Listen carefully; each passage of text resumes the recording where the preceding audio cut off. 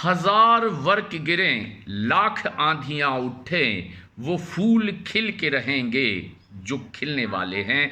जी हाँ मित्रों, आज मैं आपसे बात करना चाहता हूं how to unlock your potential and achieve your dreams and goals. जी हाँ मित्रों, आपके अंदर अनंत क्षमताएं हैं। एक मानव अनंत क्षमताओं, अनंत ऊर्जा का स्रोत है, लेकिन देखा जाता है कि हम अपनी क्षमताओं का पूरा उपयोग नहीं कर पाते। जी हाँ, क्षमताओं का पूरा उपयोग ना कर पाने के पीछे एक बड़ा कारण होता है कि हम अपना लक्ष्य, अपना टारगेट, अपने सपनों को प्रॉपरली सही तरीके से नहीं चुन पाते। और अगर हमने अपने सपने, अपने लक्ष्य, अपने टारगेट प्रॉपर तरीके से नहीं चुन पाए तो फिर हम सारी जिंदगी भटकते रहते हैं और अपना जो लक्ष्य है, अपना जो सपना है, उस सपने को पूरा नहीं कर पाते। तो सबसे पहले हमें यह जानना होगा कि हम अपना सपना कैसे चुनें, हम अपना पोटेंशियल को कैसे समझें कि हमारे अंदर क्या क्षमताएं हैं। जी हाँ मित्रों, मैं आपको बताना चाहता हूं कि जो पोटेंशियल है वो सीधा सीधा आपकी रुचि के अनुक्रमानुपाती होता है। अगर आपका जो पोटेंशियल, आपका जो लक्ष्य है, आपका लक्ष्य आपकी रुचि के अनुसार होगा तो आपका जो पोटेंशियल है वो पूरी तरह से 100% आपकी क्षमताओं का उपयोग होगा। अगर आपका टारगेट, आपका सपना, आपका लक्ष्य आपकी रुचि के अनुसार नहीं है मित्रों, आपने अपना लक्ष्य किसी के कहने पर चुन लिया है मित्रों, आपने अपना लक्ष्य किसी पड़ोस के बच्चे को देखकर या किसी दूसरे सफल व्यक्ति को देखकर चुन लिया है मित्रों, तो आप समझ लीजिएगा कि आपका लक्ष्य आपकी रुचि के अनुसार नहीं है। इसलिए संभावना है, यह आशंका है कि आप अपना लक्ष्य या तो प्राप्त कर नहीं पाएंगे, और अगर आपने बहुत ताकत लगाकर अटूट मेहनत करके लक्ष्य प्राप्त कर भी लिया तो आपको सारी जिंदगी उस लक्ष्य में आनंद नहीं आएगा। जी हाँ मित्रों, आप आनंद नहीं आएगा और आप हमेशा अपनी रुचि के विषय की तरफ सोचते रहेंगे।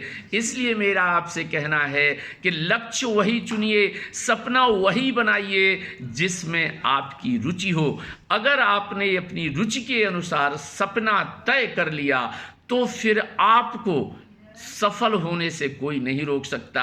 आपकी जिंदगी में चारों तरफ बहार ही बहार होगी। आप पूरी जिंदगी आनंदमय तरीके से बिताएंगे क्योंकि आप अपनी रुचि के अनुसार काम कर रहे हैं। इसलिए आपकी सफलता का प्रतिशत भी बहुत ऊंचा रहेगा, आप हर जगह सफल होते जाएंगे। जी हाँ मित्रों, लेकिन इतना ही कह देना पर्याप्त नहीं है। आपने अपना सपना चुन लिया, अपना लक्ष्य चुन लिया, लेकिन इसके लिए कुछ और भी है, कुछ ऐसे बिंदु हैं जिन पर हमें काम करना होगा।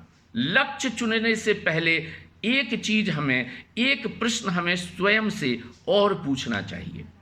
हमने लक्ष्य चुन लिया, लेकिन उसे फाइनल करने से पहले एक प्रश्न हमें स्वयं से और करना चाहिए कि ये लक्ष्य हम चुन क्यों रहे हैं, इसके पीछे कौन सा कारण है कि हम इस लक्ष्य के पीछे जा रहे हैं। उत्तर अपने आप से दे सकते हैं, प्रश्न भी आपको अपने आप से ही करना है।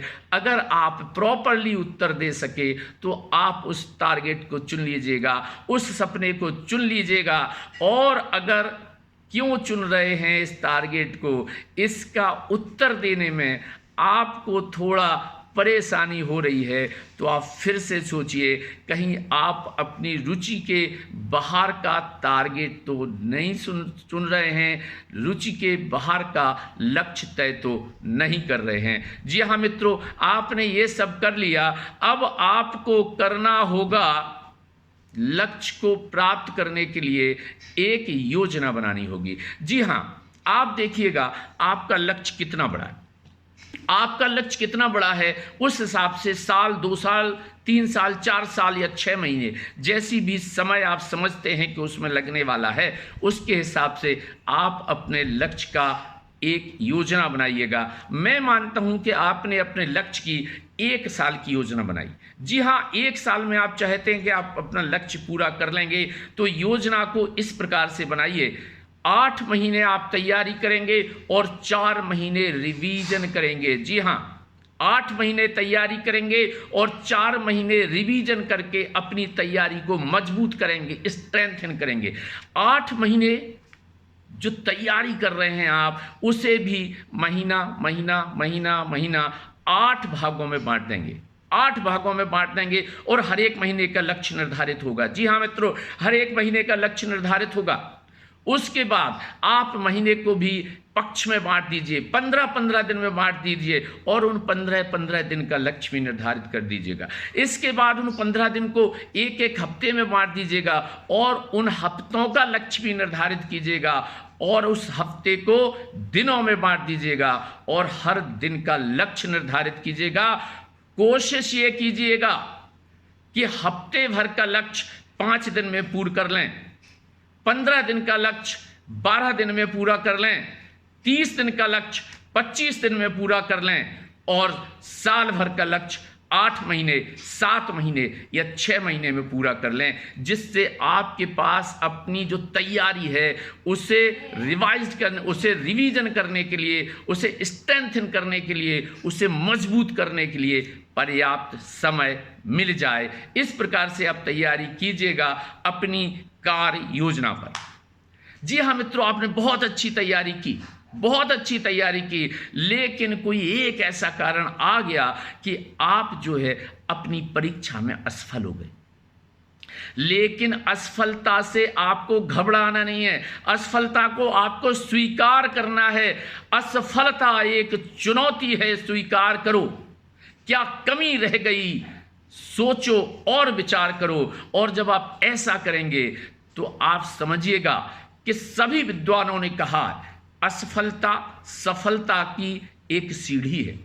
असफलता सफलता तक पहुंचने के लिए आपको एक रास्ता प्रदान करता है। असफलता आपको बताती है कि आप कहाँ कमज़ोर रह गए थे, और फिर आप उस कमजोरी को जब दूर कर लेते हैं तो आपको सफल होने से कोई नहीं रोक सकता। मित्रों, आपने देखा होगा जितने भी बड़े विचारक हुए हैं, जितने भी बड़े साइंटिस्ट हुए हैं, उन्होंने कई बार उन्हें असफलता मिली। मैं तो थॉमस अल्वा एडिसन की बात करता हूँ। उनके बारे में एक कहानी है कि जब वो बच्चे थे, छोटे थे, तो उन्होंने एक बार मुर्गी को अंडे सेते हुए देखा और उन्होंने कहा कि मुर्गी अंडे सेती है तो बच्चा निकलता है, इसलिए वो भी एक अंडे के ऊपर बैठ गए और उन्होंने अपना पजामा खराब कर लिया। लेकिन वही थॉमस अल्वा एडिसन आज भी जिंदा हैं हमारे लिए, हमारे प्रकाश के बल्ब के लिए और हजारों आविष्कारों के लिए।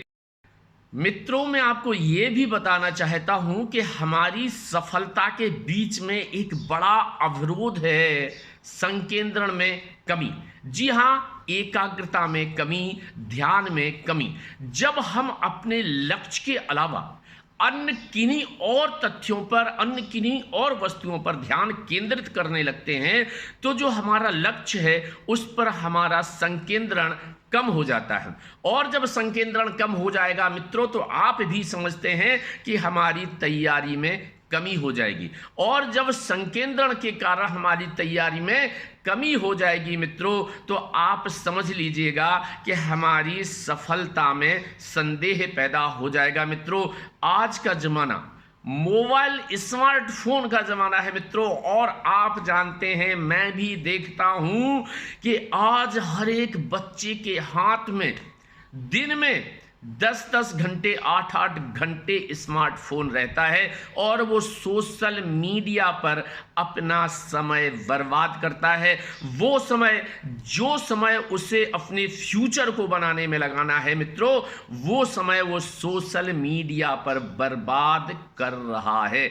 जी हाँ मित्रों, तो मेरा तो ये सुझाव है कि आपने जो टारगेट फिक्स किया है, पूरा समय आप अपने उस टारगेट को दीजिएगा और सोशल मीडिया से दूरी बना के रखिएगा। मित्रों, अभी कुछ समय पहले सिविल सर्विस के रिजल्ट्स आए या पीएससी के रिजल्ट्स आए या दूसरे कंपटीशंस के रिजल्ट्स आए हैं, तो उसमें जो सफल विद्यार्थी थे जिन्होंने सफलता प्राप्त की है, उनका कहना था कि वो 4-4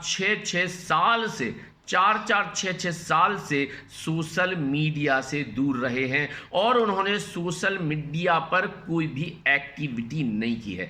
जी हाँ मित्रों, सोशल मीडिया आपका केवल समय खाता है और आपके समय को खाकर आपका भविष्य बर्बाद करता है। इसलिए मेरी समझाए से मित्रों कि अपना जो लक्ष्य निर्धारित किया है उस पर संकेंद्रण कीजिएगा, सोशल मीडिया से दूरी बना कर रखिएगा, तो आपको सफलता से कोई नहीं रोक सकता। मित्रों, जैसा कहा था अभी हमने थोड़ी देर पहले कि असफलता से डरना नहीं है, घबराना नहीं है, असफलता को गले लगाना है। असफलता आपके लिए सफलता की सीढ़ी बन जाएगी। लेकिन इसके बावजूद मैं फिर ये कहूँगा कि अगर आपको लगता है कि आप 1 साल में किसी लक्ष्य तक नहीं पहुंच पा रहे हैं, तो आप अपनी कार्य योजना इस प्रकार बना सकते हैं कि हम इस टारगेट तक 2 साल में पहुंचेंगे। मित्रों, आप अपना समय लीजिएगा, क्योंकि आप अपनी क्षमताओं को जानते हैं और ये भी जानते हैं कि आप कितने समय में उस लक्ष्य को प्राप्त कर लेंगे। इसलिए आप अपनी योजना खुद बनाइए, अपना टारगेट अपनी रुचि के हिसाब से फिक्स कीजिए, असफलता से घबराइएगा नहीं और पूरा केंद्रित रहिए अपने विषय पर। अगर आप ये सब करते हैं मित्रों, तो ये सुनिश्चित है कि आपने जो लक्ष्य निर्धारित किया है, आपने जो सपने देखे हैं, वो सपने आपके पूरे होंगे। और जब ये सपने पूरे होंगे तो इन सपनों को पूर्ण करने के लिए हम आपको बहुत बहुत शुभकामनाएं देते हैं और अभी से आपको बहुत सारी बधाइयां देते हैं। आप स्वस्थ रहिए, मस्त रहिए, तंदुरुस्त रहिए, एकाग्र चित्त रहिए और सफल होइए। All the best. नमस्ते। Thank you.